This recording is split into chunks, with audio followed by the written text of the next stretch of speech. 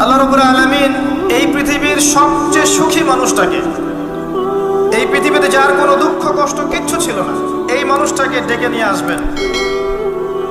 ডেকে নিয়ে এসে জাহান্নামে ঢোকাবেন এক মুহূর্ত সময়ের জন্য, ধরেন 1 সেকেন্ড বা 1 ন্যানো সেকেন্ড। এরপরে বের করে নিয়ে আসবেন, নিয়ে এসে বলবেন পৃথিবীতে কি সুখে ছিলে? সেই ব্যক্তি বলবে সুখ কি জিনিস হে আল্লাহ আমি জানি না। আমি কি বুঝাতে পারছি ভাই? সুখ কি জিনিস আমি জানি না।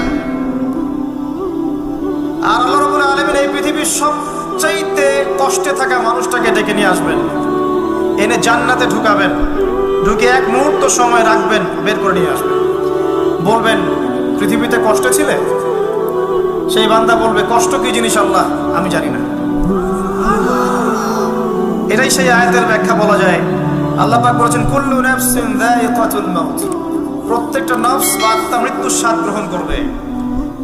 ফাইন্নামা তুওয়াফাউনা উজুরাকুম ইয়াওমাল কিয়ামাহ, কিয়ামতের মাঠে তোমাদের পূর্ণ প্রতিদান দেয়া হবে। ওই দিন ফামান যুহজিহা আনিন নার ওয়া উদখিলাল জান্নাহ ফাকাদ ফাজ, সেদিন যাকে আল্লাহ পাক জাহান্নাম থেকে বাঁচাবেন, জান্নাতে প্রবেশ করাবেন, একমাত্র সে ব্যক্তি সফল, আর কেউ সফল না।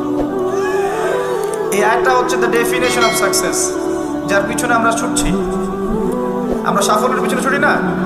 সফল হতে হবে, নিজের পায়ে দাঁড়াতে হবে, টাকা পয়সা করতে হবে, বাড়ি গাড়ি করতে হবে, ব্যাংক ব্যালেন্স করতে হবে, জমি জমা করতে হবে, একটা সুন্দরী গার্লফ্রেন্ড চাই, একটা স্ত্রী চাই, তাই না? আমরা সাফল্যের পিছনে ছুটতে চাই, আর আমাদেরকে বস্তুবাদী দর্শন শেখায় এগুলোই সাফল্যের মানদণ্ড। তা আল্লাহ পাক এখানে বলছেন যাকে জাহান্নাম থেকে বাঁচানো হবে আর জান্নাতে প্রবেশ করানো হবে, এই ব্যক্তি ছাড়া কেউ সফল না। পৃথিবীতে আপনি অনেক বড় নেতা হতে পারেন, ইভেন অনেক বড় আলেমও হতে পারেন, অনেক বড় পলিটিশিয়ান হতে পারেন, অনেক বড় প্রশাসনের কর্মকর্তা হতে পারেন, অনেক বড় ইকোনমিক্স হতে পারেন, কলামিস্ট হতে পারেন, বুদ্ধিজীবী হতে পারেন, হাফেজ হতে পারেন, হুএভার ইউ আর, যদি কিয়ামতের মাঠে আপনি জান্নাতে যেতে না পারেন, আপনি সফল না। আর পৃথিবীতে যে মানুষ মুদির দোকান করছে, ভ্যান চালাচ্ছে, রিক্সা চালাচ্ছে, বারবার সেলুনে কাজ করে, কৃষক কৃষি কাজ করে, যাদেরকে মানুষ চেনেও না, ঈমান আছে, 5 ওয়াক্ত নামাজ পড়ে, ছেঁড়া কাপড় পরে থাকে, এত মান মর্যাদা নাই, ভাইরাল না, মানুষ চিনে না, গভীর রাতে তাহাজ্জুদ পড়ে, দেখবেন এই ব্যক্তি যদি কিয়ামতের মাঠে জান্নাতে চলে যায়, এই ব্যক্তি আমার চেয়ে সফল, কোনো সন্দেহ নেই।